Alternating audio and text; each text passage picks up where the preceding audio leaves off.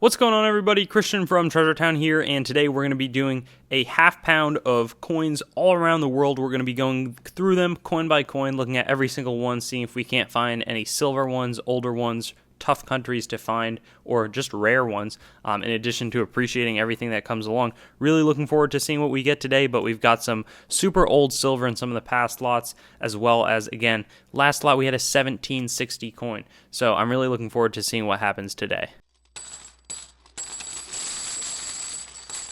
And here we've got the coins. I'm going to go to a familiar face on my first unveiling. 1969 is a 2.5 golden coin from the Netherlands. Juliana Koningen de Nederlanden, I think I butchered that badly, is all over the Dutch coinage. But this one is a lot lighter. This one's aluminum from the French Republic, 1 franc from 1945. So right at the end of World War II. I always like thinking about how so many of these coins have seen huge events like world wars going on. This one is a ship design 1953 halfpenny.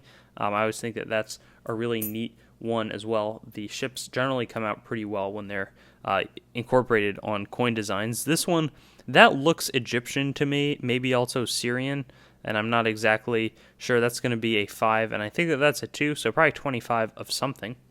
And then this one has been kind of catching my eye because I see a lot of Vatican City coins, but nothing like this. This is the first time I've seen this design. 50, probably Centesimo, because it is Italian.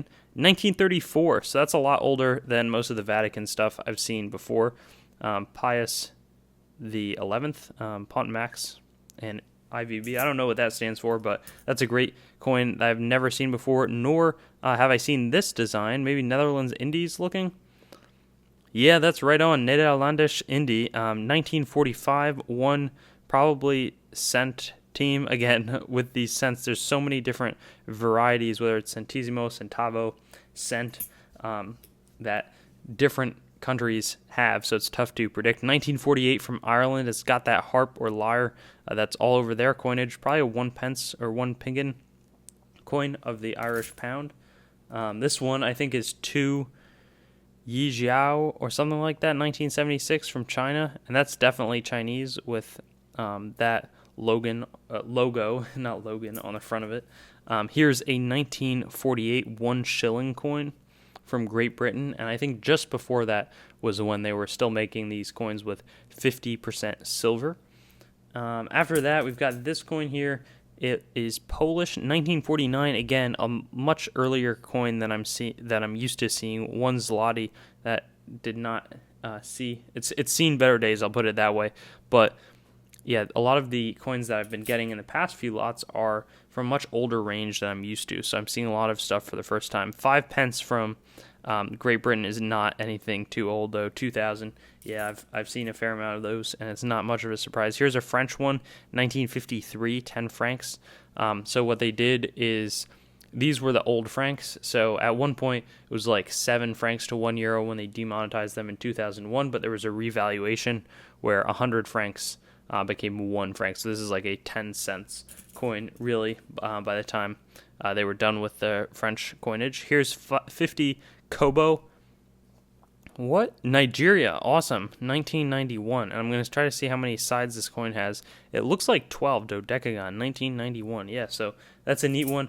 We're definitely getting a good representation in terms of different continents, with the Indies, I believe, being in Oceania. Here is a Portuguese coin. 1930 is a little bit older. 50 centavos. Cabo Verde. Super cool.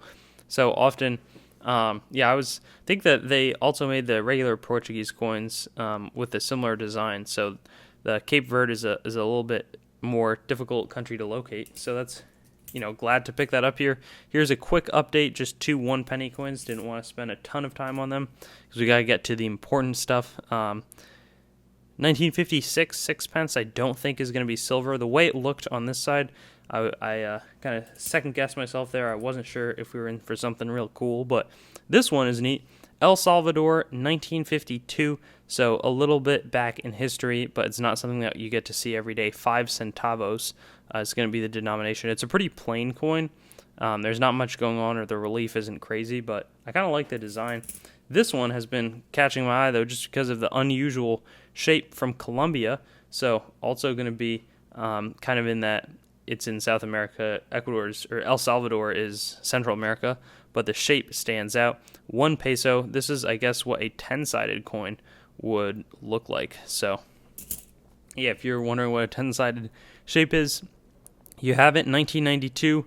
This one is Juan Carlos España peseta.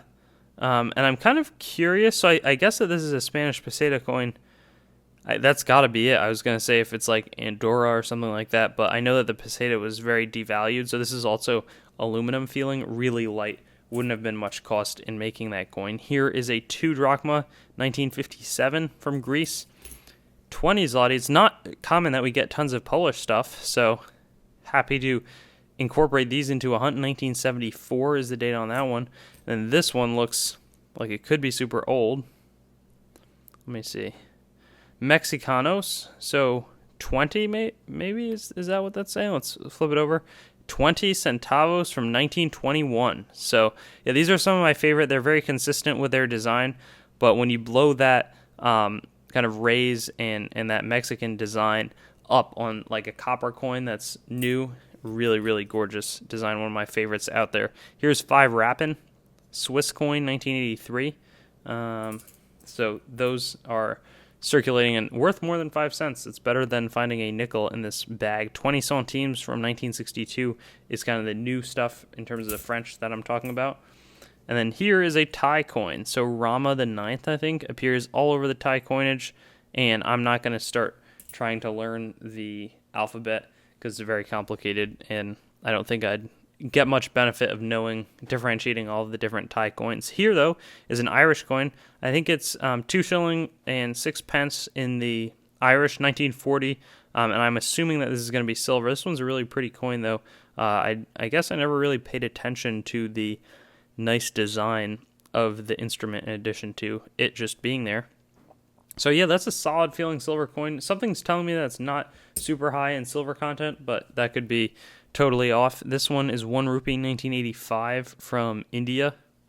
And then that one looks old. I'm probably going to avoid looking at it just right now because we had a lot of cool coins. But this one is neat. A half shilling or 50 cents from 1949 in East Africa. So kind of interesting to see them making that shift. Here's George's, the 6th king, or George the 6th. But the interesting thing for me there is I don't think generally we would associate 1 shilling with being 100 cents. So maybe that's something that was kind of unique to the East African region in terms of how they were splitting up the currency. Here's 20 kopecks, 1961 from the Soviet Union.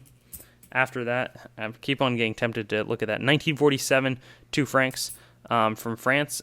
I'll do this and then get to it. 3 kopecks, 1938. Some of these can sneakily be worth a fair amount of money, also from the Soviet Union, but this one, there was a lot of hard things going on in Russia in 1938. It was definitely a time of a lot of challenging problems for that country. Now, finally, we're going to check out what this is. It says dos cientas piezas en kilogram, 5 centimos, so a 5 centimo coin, 1870, all the way back to 1870 for the 5-gram coin, and it's copper. So it's interesting to see them really focusing on the weight and how it translates to 1 kilo of copper, but that's what they decided to do. That probably will be our oldest coin for today, and it's a really neat one. You don't get to see it that much. 1964 is the next one, 50 centavos from Mexico. I'm just kind of looking through here, and I want to get all the French in a row. 20 centimes, done. 5 centimes from a few years, 1978 earlier, and then 10, so you get a little run there. And we also have this one, which is 1 franc 1934, so that's a little bit older, and it's got that cool design on the front of it. But we've still got some ones to go through. I guess I'll start with this one. It looks like Great Britain probably, and it is halfpenny. These ships always come through really nicely on the copper design when it's got luster and toning. Really looks great there. And then right here is a Mexican coin, 1 peso, 1982.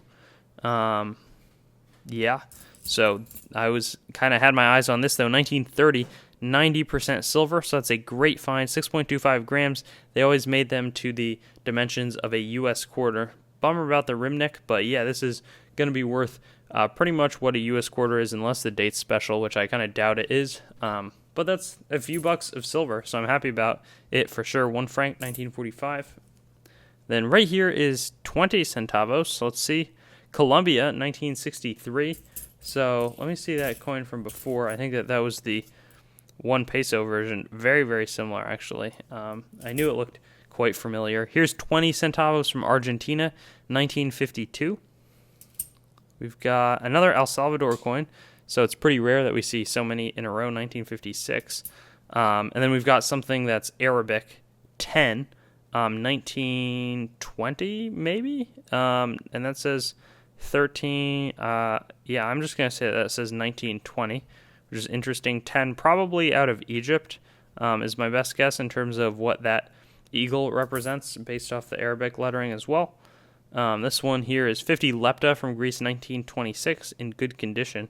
A very inflated currency, so the lepta, you know, a few years down the line that's going to be out of style. 1924, 1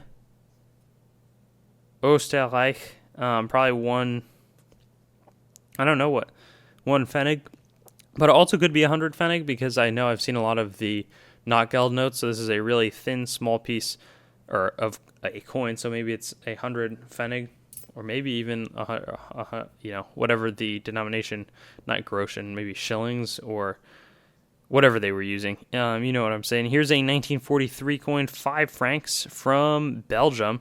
And again, really has World War II written all over it in terms of the metal composition on that one.